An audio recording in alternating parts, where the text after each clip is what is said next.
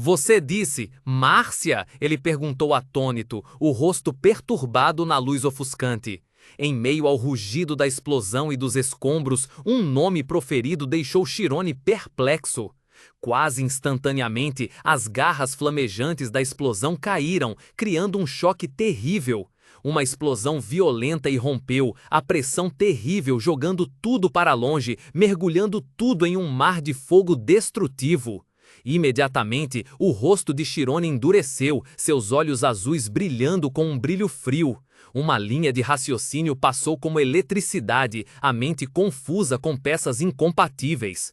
O que está acontecendo? A gangue Perrot e Clay Márcia? Por que o nome dela aparece aqui? Após a explosão, a cena devastada abaixo, onde um prédio estava sendo engolido pelas chamas. Enquanto isso, na capital da Chuca, a torre da sede da Associação de Magia erguia-se imponente no meio da cidade, perfurando o céu cinzento e sombrio. Sua arquitetura era ao mesmo tempo antiga e majestosa, um símbolo de poder frio na noite que se aproximava. Dentro de uma sala de interrogatório sombria, nas profundezas da torre, o ar estava carregado com o cheiro acre de sangue e medo. Lucas, o criminoso de fuga de nível B, estava amarrado a uma cadeira, seu corpo musculoso coberto de hematomas e sangue. Suor e sangue escorriam pelo seu rosto, mas seus olhos ainda brilhavam com um desafio teimoso. Atrás dele, Sakiri agarrava-se ao cabelo de Lucas, forçando-o a inclinar a cabeça para trás em agonia. Apesar de sua situação desfavorável, um sorriso sarcástico e sombrio surgiu nos lábios de Lucas. Ele rosnou, sua voz rouca. O chefe da gangue dos papagaios é Palcoa. Vocês nunca vão pegar Palcoa, porque ele controla completamente a distribuição do loop, a menos que, com a minha ajuda. Sakiri manteve uma calma assustadora, seu olhar frio e afiado permanecendo firme diante da provocação. Ele perguntou lentamente, sua voz monótona como se estivesse confirmando uma verdade óbvia. Então Palcoa é o chefe da gangue dos papagaios? Ao ouvir isso, Lucas agarrou-se como se fosse a última esperança. Ele começou a rir loucamente, expondo seus dentes manchados de sangue, e gritou: "Sim, eu vou confessar tudo, então reduzam minha sentença. O que acham?" Enquanto sua oferta desesperada ainda pairava no ar, na escuridão, a mão de Sakiri apertou o cabo de uma adaga afiada. A lâmina brilhante refletiu a fraca luz da sala, sinalizando que este interrogatório brutal ainda não havia chegado ao fim. Um estrondo ensurdecedor ecoou quando Sakiri agarrou Lucas pelos cabelos e bateu sua cabeça com força no chão. A dor excruciante fez Lucas ranger os dentes, sangue fresco escorrendo do canto de sua boca. Antes que pudesse se recuperar, outro soco devastador atingiu seu estômago, fazendo Lucas gritar um "ah" lamentável e desabar no chão de pedra fria. Convulsionando, Lucas respirava com dificuldade, suor e sangue se misturando em seu rosto dolorido.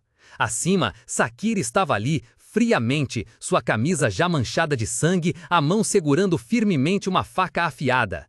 Ele olhou para Lucas com um olhar sem vida, sua voz glacial ressoando na sala escura. "Eu não estou falando sobre os ladrões de papagaios falsos. Me diga, quem é o verdadeiro líder da gangue dos papagaios?" Sakiri terminou de falar, colocando o pé no ombro de Lucas, a ponta do sapato pressionando com força a complexa tatuagem de papagaio em suas costas. Sakiri disse entre os dentes: "17 anos atrás." O exército mercenário papagaio, o nome parecia evocar uma imagem distante, a bandeira vermelha escura com o símbolo dourado orgulhoso, um remanescente de um passado distante. O corpo ferido de Lucas jazia estendido no chão frio, coberto de sangue. Olhando de cima, Sakiri falou friamente, sua voz monótona e sem emoção, enquanto seus dedos deslizavam sobre um tablet, exibindo a imagem de um poderoso exército sob uma bandeira vermelha flamejante. "Você sabe sobre os lendários mercenários que quase levaram este país à ruína depois de destruir o reino de Eiron? Nossa tentativa de emboscá-los falhou e os membros restantes ainda estão vagando pelo continente. Agora, o chefe está tentando reviver essa organização mais uma vez, através da mulher conhecida como a Santa Caída. Ao ouvir esse apelido, Lucas começou a tremer incontrolavelmente. Seu corpo inteiro se contorceu em um horror inegável. Sakiri abaixou o tablet para o rosto de Lucas. Na tela estava um mandado de prisão com o retrato de uma mulher com olhos vazios e assustadores. Ele continuou: uma criminosa de nível A e também uma criminosa política de nível A, Clay Márcia, alguém que existe em todos os lugares, mas não está em lugar nenhum.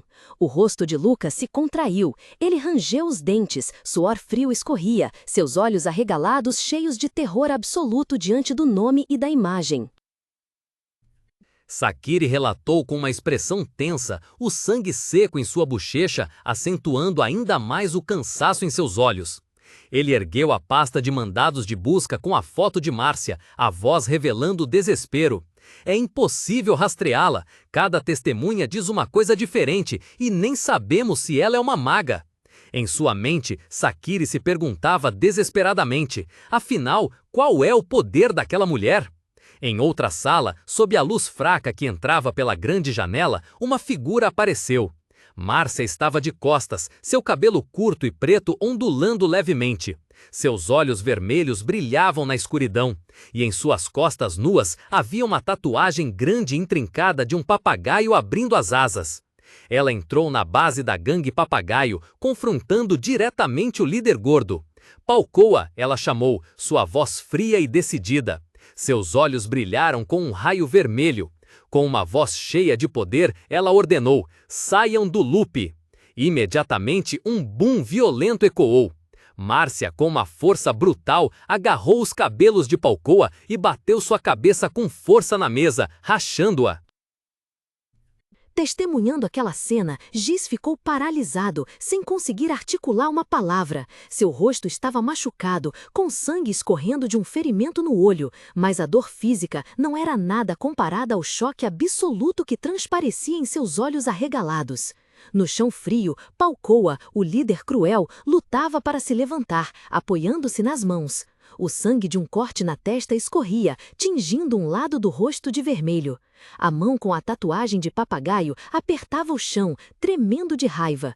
Seus olhos brilhavam selvagemente, cheios de rancor e indignação ao olhar para o verdadeiro líder da gangue dos papagaios.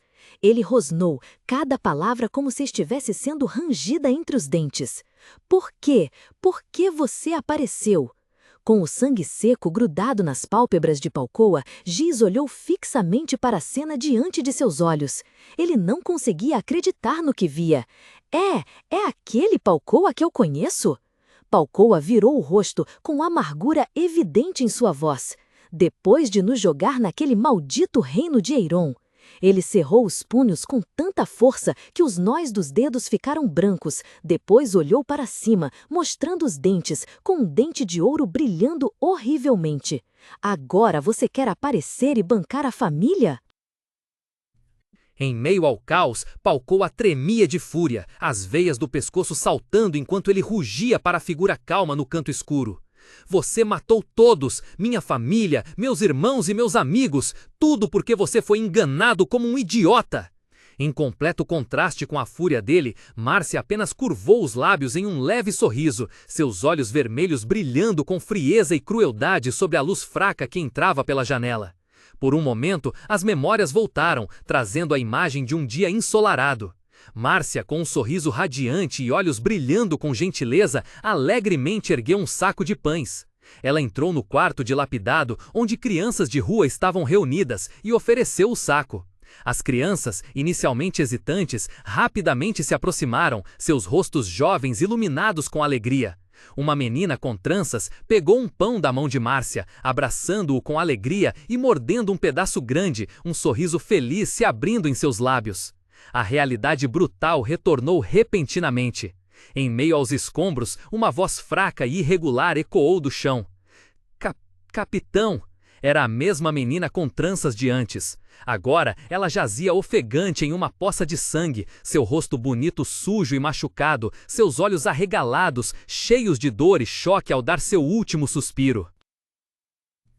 As memórias invadiram como uma tempestade, caóticas e dolorosas. Entre as ruas devastadas, ecoavam gritos e o choque de armas. Uma pequena figura tombou sobre o chão frio, com as costas cravadas de flechas cruéis.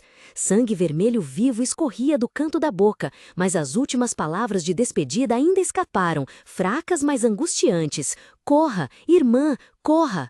A realidade cruel retornou. No quarto mal iluminado, Márcia permanecia imóvel, com as costas nuas e a intrincada tatuagem de asas voltada para o homem caído no chão. Palcoa, com o rosto machucado e coberto de sangue, olhou para ela, os olhos arregalados de indignação. Os subordinados próximos apenas observavam com medo, um deles murmurando: "Chefe!" Palcoa rugiu, a voz rouca de raiva e dor, abafando todos os outros sons. "Você não conseguiu, mas eu consegui. Eu consegui sustentar meus irmãos, sem que eles tivessem que arriscar suas vidas." Ele tentou se levantar, mas a mão de Márcia o segurou para baixo, a raiva em seus olhos gradualmente se transformando em dor excruciante. Márcia disse friamente: "Você me odeia tanto assim? Foi por isso que você fugiu da batalha?" Ao contrário da fúria de Palcoa, Márcia permanecia assustadoramente calma. Ela olhou para ele de soslaio, seus olhos vermelhos e fantasmagóricos sem uma ondulação. Sua voz monótona e fria ressoou: "Sempre me senti culpada por não poder dar a vocês o melhor ambiente possível, mas nós somos um grupo de mercenários." O ar estava denso com um cheiro metálico de sangue e medo. No chão frio, uma raiz lupe jazia abandonada em uma poça de sangue. Márcia estava parada ali, sua voz fria como gelo, penetrando profundamente na alma de seu oponente. "E porque vocês fugiram da batalha, perdemos mais membros do que o necessário. Agora entendem?" Seus olhos vermelhos brilhavam com um olhar mortal, fixo em Palcoa, que estava ajoelhado e abatido. A respiração de Márcia exalava raiva. Suas palavras eram como uma sentença de morte pronunciada lenta e cruelmente. "Aquele que matou nossa família foi você." Palcoa, com o rosto machucado e coberto de sangue, olhou para cima, horrorizado. Seus olhos se arregalaram, choque e desespero estampados enquanto a acusação implacável ressoava em seus ouvidos. Márcia olhou com desprezo para a raiz lupe no chão. "Parece que, seja no campo de batalha ou na vida real, tudo o que você faz é fugir." Naquele momento, um gemido baixo de dor ecoou de um canto da sala. Giz estava encolhido no chão, com o rosto inchado e sangue escorrendo do canto da boca. Ele tentou se levantar, mas foi em vão. A atenção de Márcia mudou imediatamente para o garoto. "Quem é esse garoto?" Mesmo em uma situação precária, Palcoa tentou responder, sua voz rouca: "Eu o chamei porque precisava encontrar alguém. Isso não é da sua conta, líder." Márcia se abaixou, seu rosto afiado perto de Palcoa, sua voz sussurrando ameaçadoramente: "Eu acho que é sim." A história é sobre um cara chamado Chirone. No chão frio, Gi estava encolhido, com o rosto machucado e coberto de sangue. Uma voz fria ecoou de cima, semeando terror em sua mente. Ao ouvir esse nome, o corpo de Giz estremeceu violentamente. Próximo a ele, Palcoa, o líder da gangue dos papagaios, estava em um estado deplorável semelhante. Ele olhou para a mulher que estava diante dele, com horror evidente em seu rosto ensanguentado. Como você sabe?" Márcia olhou para ele com desprezo e em seguida lançou um olhar para Giz, que se contorcia. Ela curvou os lábios em um sorriso sarcástico, com um tom condescendente. "Sério? Você realmente pensou que eu não saberia o nome de quem arruinou meus negócios? Então eu adivinhei certo, é Chirone. Meu irmão é realmente muito bondoso. Ele não podia simplesmente ignorar um cara como este." Gi só conseguia respirar com dificuldade, com cada dor aguda percorrendo seu corpo enquanto ouvia aquelas palavras cruéis. Ignorando Giz, Márcia se virou para enfrentar Palcoa, seus olhos afiados como facas. "Palcoa, vou lhe dar uma última tarefa." Ela ergueu a cabeça, um sorriso sinistro e insano se abriu em seus lábios, seus olhos vermelhos brilhando na luz fraca. "Traga Chirone aqui para mim. Quanto aos outros membros do grupo dele, você é livre para lidar com eles." Um baque seco ecoou, quebrando o silêncio no quarto mal iluminado. Márcia estremeceu levemente, enquanto o mafioso de chapéu de feltro ao seu lado apenas franziu a testa, com um olhar frio e inalterado. Ele caminhou até a grande janela, onde a luz fraca da lua passava pelas listras de água da chuva que escorriam pelo vidro. Ora, ora, murmurou sarcasticamente, olhando para baixo. No beco escuro, uma ondulação se espalhou em um charco, o único vestígio de quem acabara de fazer o salto ousado. Ele pensou consigo mesmo: quanta coragem! De volta ao quarto, a surpresa inicial no rosto de Márcia desaparecera, substituída por uma frieza assustadora. Ela acendeu um fósforo para queimar o tabaco no cachimbo. A voz dela ressoou, afiada e sem hesitação: persigam-no!